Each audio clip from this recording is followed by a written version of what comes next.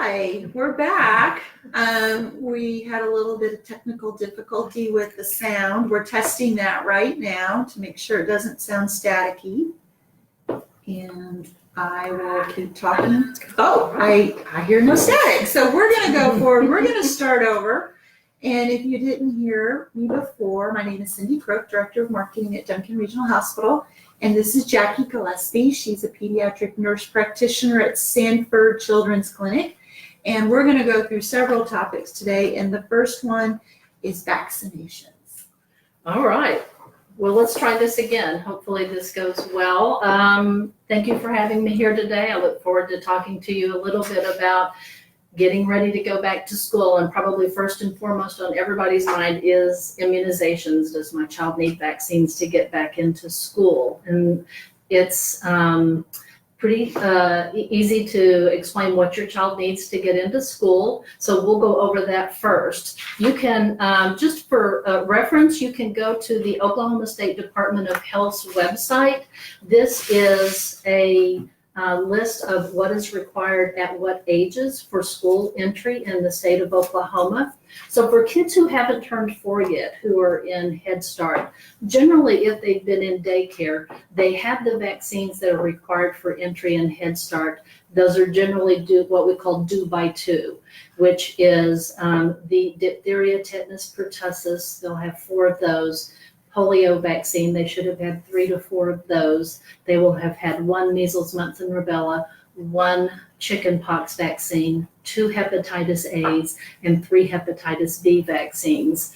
When they are entering pre-K or kindergarten and they are 4 years, generally 4 to 6 year range, they will add to that another DTaP, the diphtheria, tetanus, pertussis, and the IPV, the inactivated polio vaccine. That can be given in a combination. They will also be given a measles, mumps, and rubella, chickenpox vaccine at that time, and that can be given also as a combination. So even though they're going to be getting 4 vaccines, we can, if you use combination vaccines, you can limit those to 2 shots, which is always nice to do. For children going, or adolescents going into 7th grade, there is some people call it a teen booster, and that is a tetanus, diphtheria, acellular pertussis booster that's required for 7th grade entry. And then they still have to have the vaccines that were required to get into elementary school. The school requirements at that point have been met. There are no further school requirements. There are, however, recommendations for immunizations that go beyond what is required for school entry. And I want to show you the difference in an immunization. This is what's entry into school is required, or they're required to have. And this is what is recommended that kids get for recommended vaccinations. We're not just talking about bare minimum required to get into school. This is what's recommended. So there are vaccines that we didn't touch on that were the due by 2 vaccines, but more significantly are the vaccines that we give at 11 to 12 years in that adolescent period. Those vaccines, including the Tdap, the tetanus, diphtheria, pertussis, are 2 different meningitis vaccines. They are the Menactra, and the other one is either Bexsero or Trememba, and that's a vaccine that protects against meningococcal B. So Menactra protects against 4 serotypes of meningitis, and the Men-B protects against the meningococcal B serotype. The Menactra is the more common vaccine, and it's universally recommended at 11 to 12. Meningitis from Neisseria meningitidis is a very serious disease. It's not common, but when it does occur, it has unfortunately very significant and serious outcome. It is the disease that you may have heard about where kids are going to camp, or they're in a dormitory, and one person in the dormitory has meningitis, and there's an exposure to this meningitis, and it's a very serious disease. So the Menacra, we recommended 11 to 12, and again at 16. The Men B vaccine, we don't universally recommend at 11 to 12 unless that child has something that suppresses their immune system. There are several conditions that will suppress a child's immune system that puts them at greater risk for that disease. Therefore, we would recommend it for them. However, universally, we would recommend it to other healthy adolescents at 16, and then they would get one booster after that. The other vaccine that we recommended 11 to 12 is the HPV or the Gardasil vaccine. That protects children or adolescents from disease, primarily cervical cancer. It's recommended for boys and girls. We can start it as early as 9. Typically, we give it at 11. It can be given as late as 26. It also protects against genital warts. It protects against cancers of other areas in the genital region. So it's a very important vaccine to give as well. It's been very effective. And actually now, if a patient starts the vaccine prior to the age of 15, they only have to have 2 vaccines now instead of a series of 3 because it's been so effective. Also, not part of school requirement, but we certainly do recommend everyone get an influenza vaccine. That's so critical. We see a lot of influenza, and unfortunately that will be starting up here in the next few months. We start giving the vaccine generally in September. We definitely want you to have your vaccine by the end of October. Once you get your vaccine, it takes about 2 weeks for it to become effective. The vaccine strains, generally there are 3 or 4 strains of the virus in vaccines, depending on which one you get. Those virus strains are picked, the strains are picked based on research from what was circulating in the previous flu year. So that's kind of how it's decided what you will be getting each year. There is a change this year to both influenza A strains in the vaccine. Hopefully it will be effective. Last year's vaccine was around 50% effective. But remember, even those that did get the flu vaccine but ended up with influenza had a much lesser chance of a hospitalization or complications related to influenza. There hopefully won't be a shortage of influenza vaccine. It's estimated there's going to be 167 million doses available this year, so hopefully we won't have an issue with shortage of vaccines. We haven't had recently, so we're hoping the same for this year. It's great. Thank you. Well, I have 3 questions. Okay. Regarding the chicken pox shot, Yes. help me, was that mandatory or is that one that you just recommend? The varicella vaccine is on the list of required immunizations, starting at, it's actually even for childcare and under 4. And at the age of 4, it's 2 varicella vaccines then at that age, but it is required. It is 2 Yes. shots. It's not like in our day where our parents would have chicken pox parties and let us get chicken pox. Well, if your child has a documented case of chicken pox, you can use that in lieu of getting the vaccine. If I see a child that has had chicken pox, they don't have to have the vaccine. Okay, and then the meningitis. I'm just always curious, what's the difference between bacterial and viral meningitis? So the meningitis vaccine that we're giving is the meningococcal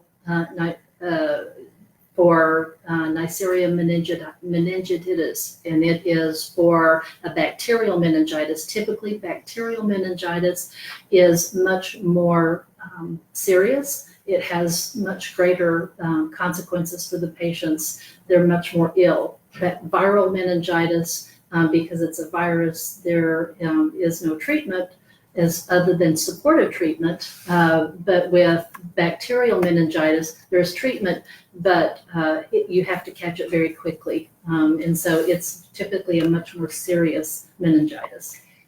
And I always heard, like, when kids go off to college, because you said dorms and kids. Right. So is it airborne? It is. It's airborne. That's why it's so contagious. Yes. Okay. Yeah. And then my last one, going back to the HPV, I found it interesting. You said you can give it up to 26. Right. So obviously the child over 18 wouldn't come to see you. Right. So will an adult Yes. doctor, they would have it and they could still get that? Yes, absolutely. Okay. Yeah. And is that 3 shots? It would be a series of 3. 3 shots. Over the age of 15, they would get a series of 3. What's the time between those shots? So if you're getting 2, it's 6 months from dose 1 to dose 2. If you're getting 3, it's dose 1. Approximately 2 months later, dose 2, and then 6 months from the first dose to the third dose is the timing on that. Okay. And so once again, the key thing regarding it, if you have any questions, you can go see Jacque at Sanford, or you Absolutely. can talk to your primary care provider. Absolutely. And they would describe those more.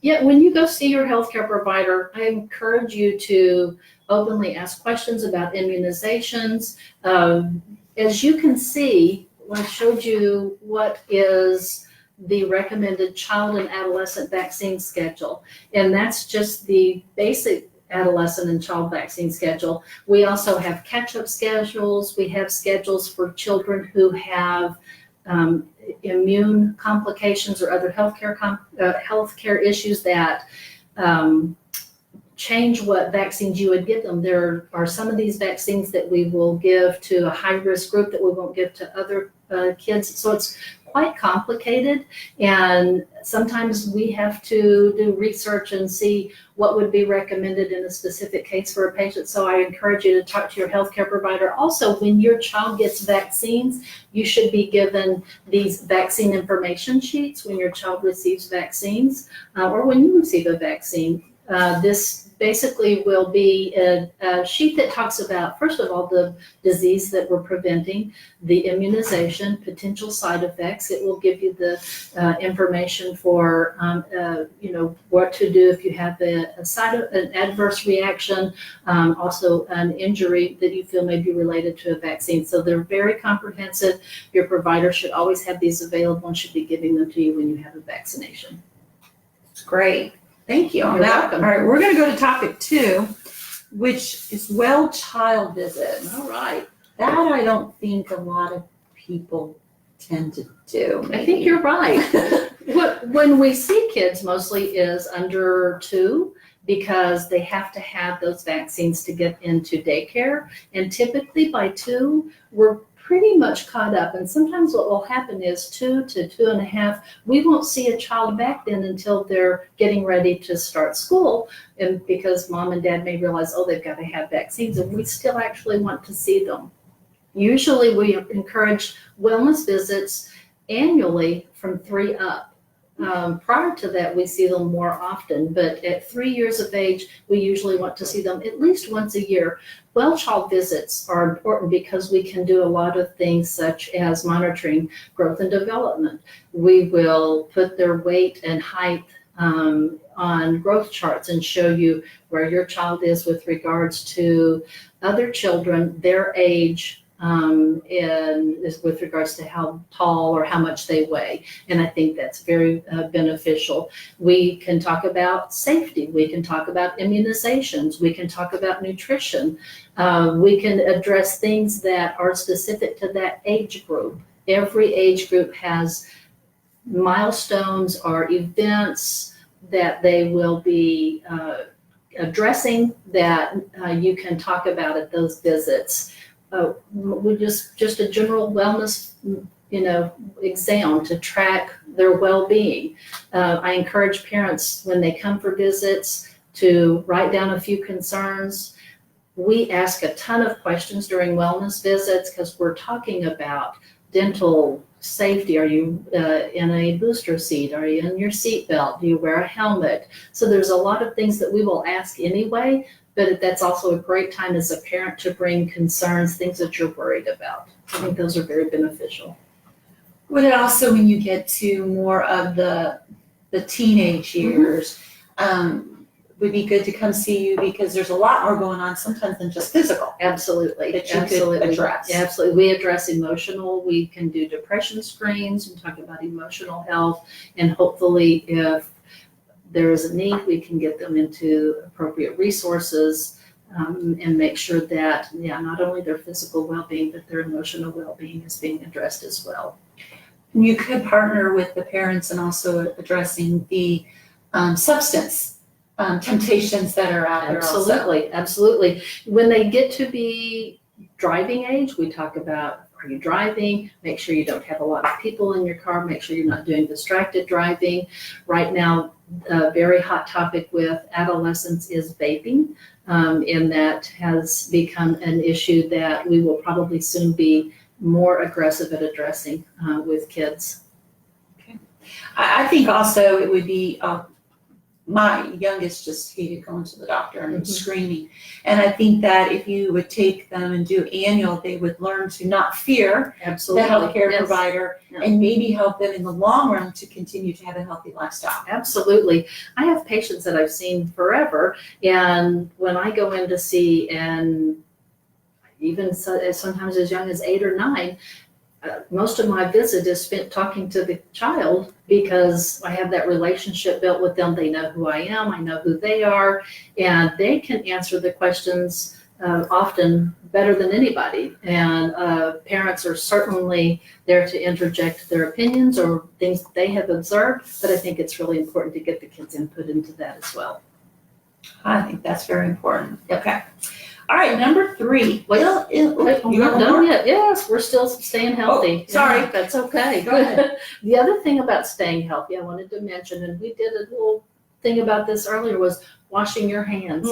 Hand washing is the most important way to keep your child healthy. That prevents our exposure to germs through viruses or bacteria that then put us at risk. So soap and water is great. If they're in a classroom and they don't have that opportunity, generally there's plenty of hand sanitizer there.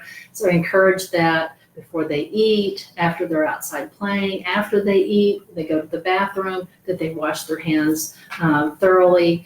And then keeping their hands away from their eyes, their nose, their mouth, because that's how we get exposed to those viruses and bacteria. Also, it's important for kids to eat a healthy breakfast.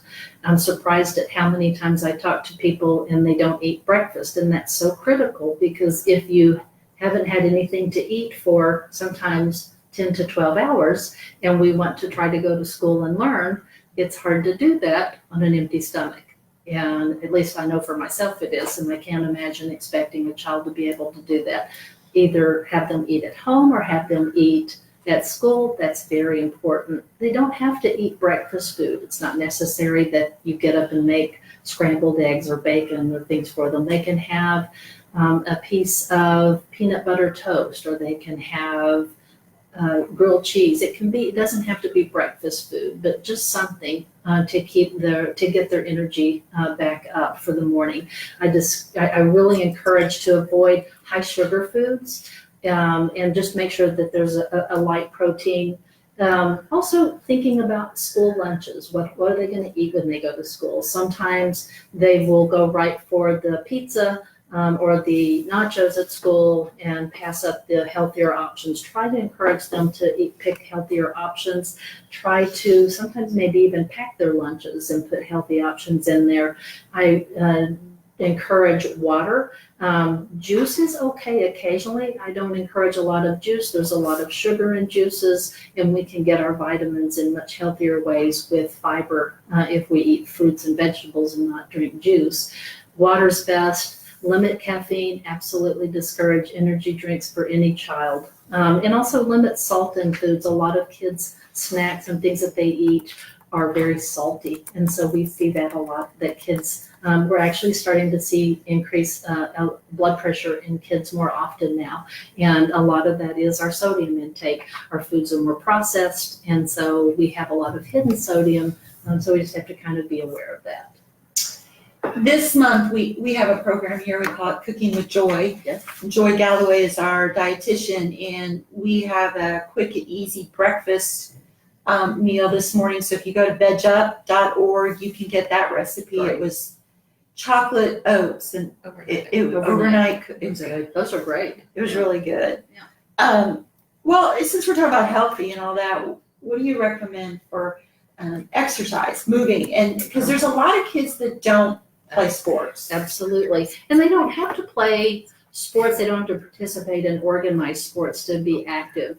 They can, if they have a pet, they can walk their dog. They can ride a bike. They can go to the park. They can do all kinds of things that will get them out and moving. We recommend at least an hour a day, at least 5 days a week for kids to be active. It makes a big difference. We know that extended screen time, such as TVs, video games, tablets, or cell phones, is directly related to increase in obesity in children. And so the best fix for that is to limit the screen time and encourage activity. Families can go do things together, go for a walk. If you're near somewhere, go for a hike. And there's a lot of things that people can do together, not just necessarily to be participating in a sport, but to get off of the couch and to become active and do things. Go outside, and kids love to help you do yard work. And so go outside and have them help you do some yard work, and they would be thrilled with that, I'm sure. We could also get them in the kitchen to help you cook the meal. That's right. Okay, so did you want to talk about illness prevention? Yeah. Did I get you out of order? No, that's okay. I'm good. Let's talk about getting enough sleep. I like that one. I like We can that. do that one. Yeah, let's talk about that. It isn't just kids, it's us too. None of us get enough sleep. And we don't realize how much sleep kids actually need in a day. So I think it's important to realize that in those preschool age, when they're starting Head Start or pre-K, those 3 to 5 year olds still need about 10 to 13 hours of sleep a day, and that includes a nap. And so they don't always get a nap when they start kindergarten. Hopefully in Head Start or pre-K, they're still getting some nap time. That's important to make sure that they get that's extra sleep. 6 to 12 year olds, when they're in elementary school, about 9 to 12 hours of sleep. And then adolescents, 13 to 18 year olds, about 8 to 10 hours of sleep a day. And then also, it's important to note that in adolescence, the sleep cycle, the sleep-wake cycle will shift sometimes up to 2 hours. Basically what that is telling you is a child or an adolescent will suddenly be more fatigued in the morning, and that's because of the shift that occurs in their sleep-wake cycle. And parents sometimes will be concerned because it seems like they're sleeping more than they normally did, and that's not uncommon. Adolescents are probably the most sleep-deprived group that we see, and a lot of that comes from early starting in school. They have multiple activities after school. Oftentimes they'll have a job, and then if they have homework or don't have homework, they may be up till midnight sometimes and then have to get up early the next day, and that's hard on them. And so it definitely affects their ability to do well in school, but also we worry about good decision making. They're driving. These are inexperienced drivers, and if they're tired and fatigued, then it's important that they're getting plenty of rest. We call healthy hygiene, healthy sleep hygiene, things that we talk to parents about. Some of that is maintaining a schedule that you kind of keep on weekends. Everybody wants to sleep in a little bit on the weekend if you can, but try to keep pretty close to the same schedule during the weekday that you do on the weekends. Establish a routine. We know that taking a bath or a shower in the evening is relaxing, and that helps. They can have a light snack. You don't want to have them take a high sugar or anything with caffeine, but something light, a light protein a couple of hours before they go to sleep. Cutting off electronics about an hour before bedtime is really important. Not having those electronics in their room at night is important. I discourage people from having their kids have a TV in their bedroom, even if they're not watching it. Just when you wake up, if that TV is on, it will disrupt your sleep cycle. So I do encourage to just remove those from their room. Our bedrooms should be cool. dark and quiet and calm. It should be a very restful environment. Again, try to avoid overscheduling. Kids just get involved in so many things, and sometimes I think we need to back off and pick what's really important and what things we want them to participate in. And maybe it can't be everything this year, and they can maybe back off of something every now and then and not have something to do every night of the week. Getting rid of the electronics is hard. It is, It's for hard. myself, yes. Yeah. I know. Okay, backpack safety. Yeah. I'm amazed at how many kids we see with back pain. And there's a couple of things for that. Part of it is posture from those electronics. We sit and look down, and we'll sit that way for, unfortunately, maybe hours. And you're looking at a tablet or a cell phone or a laptop. And so part of it is that I encourage kids to stop, get up, stretch, roll their necks around, stretch out a little bit. But also backpacks, they are incredibly heavy sometimes, and we don't think about that. Often, even very young kids, they have backpacks that are too big for them, or they are too heavy for them, or they are carrying them inappropriately. So size-wise, you want the backpack about as wide as the kid's torso is. And then you don't want it to hang down much longer than about 4 inches below their waistline. At weight-wise, think about this, about 5 to 10% of the child's weight. So if you have a 50-pound kid, about 2.5 to 5 pounds. That doesn't seem like a lot when you say 2.5 pounds, that's not very much, but it is when you're carrying it around. Then if they also put the one strap on one shoulder and carry it that way, then that definitely will put a strain on their back. So padded straps, always have both straps on, tighten it so that the backpack fits up close to the back. And doing those things and keeping the weight down a little bit definitely will help with that. They have those backpacks that look like you can strap them over your shoulder and they go across. Are those good? Again, you're worrying about just an imbalance of more weight on one side than the other, and I think the 2 padded straps would be a much better option. Okay. Okay. Well, the dreaded topic Now, my now. favorite. The one that no one wants to get the note that their child has is head lice. Yes. I know, and it's that time of year again. So we definitely see an increase in head lice when kids get back into school. First and foremost, let me tell you that head lice has nothing to do with cleanliness. They don't care if you're clean or dirty. They're just there. And head lice are basically insects that are on the head, and they can be in the eyebrows or in the eyelashes. Typically, they don't fly or hop, but they do crawl. So what happens is you have a live lice on the head, and it will lay eggs, or what are called nits, basically at the layer of the scalp, very close to where the hair shaft inserts into the scalp. And the nit looks like a very small seed. It's clear, sometimes you can't even see it, and sometimes they'll be dark, like a brownish color. They're hard to see because they're so close to the scalp. About 8 to 10 days after that, the louse puts that nit or egg there, it will hatch. And then that louse then will live about 30 days. They will stay there for about a month. If they fall off, they'll die in a couple of days.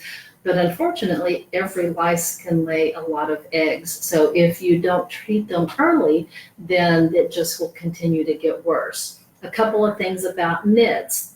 The best way to look for them is if someone in your family has one of those helmets that has a flashlight here, or a headband with a flashlight, those are great, but you need a really good light source. And have your child sit down with a good light source and take an ink pen or a Q-tip and separate the hair and look down at the scalp. Lice will typically lay their eggs at the crown or the nape of the neck, and sometimes behind the ears as well. So those are the areas you want to look. If you see those, what looks like, sometimes you'll think it's dandruff, but if you try to flake it off, if it doesn't come off, it's not dandruff and it won't move. Nits are stuck to the hair shaft, so they don't move. If they are more than 1/4 of an inch from the base of the hair shaft, they're probably not what we call viable. They're probably dead. They're probably not going to hatch. So if you see nits on a child's head and they're way down the hair shaft, they're not going to ever hatch into a live lice. They lay them at the scalp and they will hatch within a few, about a week or so. So remember to look for that, to look to see how far out those nits are. Then there's the treatment. There are multiple options for treatment. There are several over-the-counter options. There are several prescription options. There's even an oral treatment for head lice. And they are all fairly effective if they're done correctly. The most common cause of treatment failure is, number one, the treatment wasn't done correctly. So one thing you want to remember, and this isn't very commonly known, if your child, or if you use a conditioner on your child's hair or a shampoo with conditioner, it decreases the effectiveness of the pediculicide, the shampoo or the lotion that is used to treat the head lice. So if you do use that, you want to wait 2 days, which would be really difficult to wait 2 days knowing your child had head lice, but wash your child's hair with a shampoo that doesn't have conditioner, and don't put conditioner on, and wait 1 to 2 days and then use the treatment. And then don't put conditioner back on after you do that. Conditioners, remember, coat hair follicles and hair shafts, and so they make the medicine that you're putting on the hair not as effective. Follow those instructions. They are very specific. There are some that require that the treatment be there overnight. There are some that require it be on 10 to 15 minutes. Some are very specific safety-wise about not applying heat because they can be flammable. So make sure you follow those instructions very specifically. And then also, there is some resistance with head lice. There are some cases where what we are using, it won't kill the head lice. And so typically, if you've used something over the counter and it doesn't work, you may need to contact your healthcare provider for a prescription pediculicide to do that. And then obviously reinfestation is the other cause of treatment failures, that they get exposed again. So knowing that when a head lice, when they fall off of the scalp, they can only live 1 to 2 days. Most commonly, you aren't going to get head lice from what we call a fomite, a comb or a pillow or something like that. But still, it's good to treat that stuff. You can get it that way. So I still recommend things that you can wash, such as bedding, clothing, combs, brushes, anything that has been on that child's head during the time that they had head lice. You want to make sure that they're either washed or dried in temperatures greater than 130 degrees, pretty hot, or they can be dry cleaned as well. Things that you can't wash, you can bag them, not necessarily that up to 2 weeks, but safe. I say bag things for 2 weeks, like stuffed animals that are on their bed. It's good to just go ahead and bag those for 2 weeks. You don't have to treat pets. Pets don't get head lice that humans get. And then also, you don't want to treat people in the house who don't have head lice. It's not preventative. So if you treat them, you can't treat them again for there's a specific amount of time between treatments that you can do. And if you treat someone and then 2 days later they get head lice, then you can't treat them again for sometimes 7 to 14 days, depending on what you used. Most treatments that we have don't kill nits, and so I usually will recommend a retreatment at about 7 days for that. A couple of ways to avoid getting exposed to head lice: girls who have long hair or boys who have long hair, braid it or keep it in a ponytail, because it's hair-to-hair contact. That's the most common way that they get exposed. But also avoid sharing things like hats, scarves, combs. Don't share towels. If someone you know has head lice and they've been sitting on the sofa, don't go sit where they've been sitting, because they could be in that area. Even though they'll only live 1 to 2 days off of a human source, they might still be there. So just common sense things like that.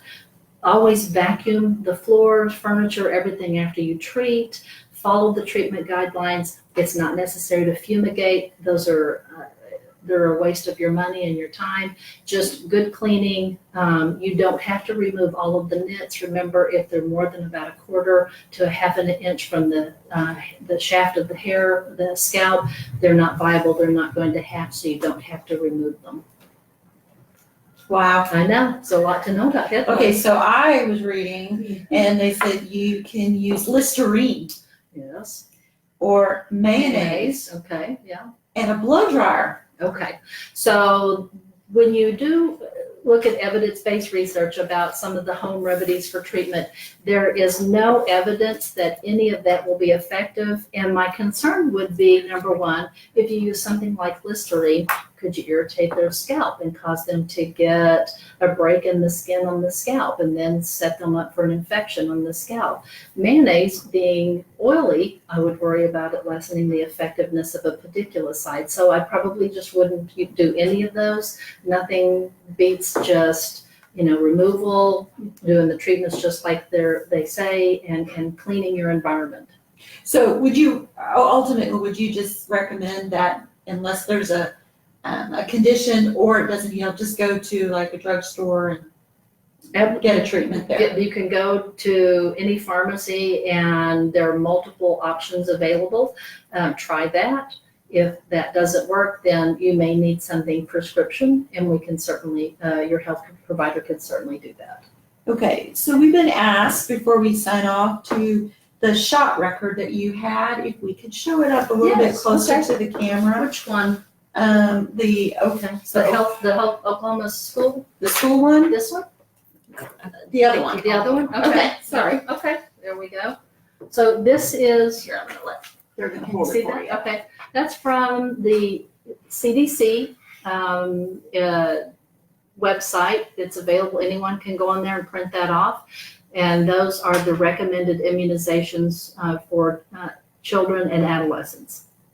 Perfect. Well, Jackie, thank you. You're You have welcome. given us a lot of information. Thank you.